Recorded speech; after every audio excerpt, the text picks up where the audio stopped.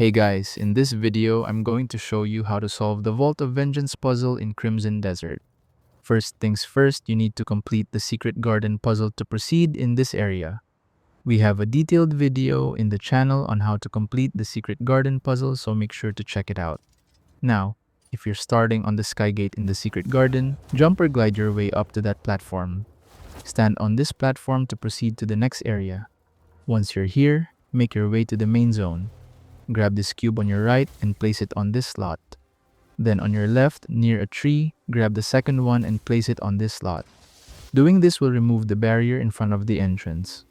Use your focus shot, mark the two targets, then shoot to activate the door, which we can open by using Nature's Grasp. In this area, you'll see 4 targets on the wall just slightly above us. Use your focus shot, mark all 4, then shoot to deactivate the lasers in the room. Interacting with the sword in the center will take us to the room below. Now go past these lasers until you reach the end of the room over there where there's a square piece.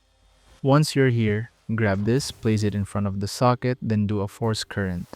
Standing on the teleporter will take us to the next area. Once you're teleported in this area, grab the small battery on your right, align it in the socket, then do a force current. Now grab the center of the circle device in front and do a force current again. If you go up, you can burn these vines on your left with a blinding flash to collect a chest. Then to our right will be the artifact reward for completing the area. You can now proceed to the gate and activate it so you can head to the next area. And that's how to solve the Vault of Vengeance puzzle in Crimson Desert. Thank you so much for watching.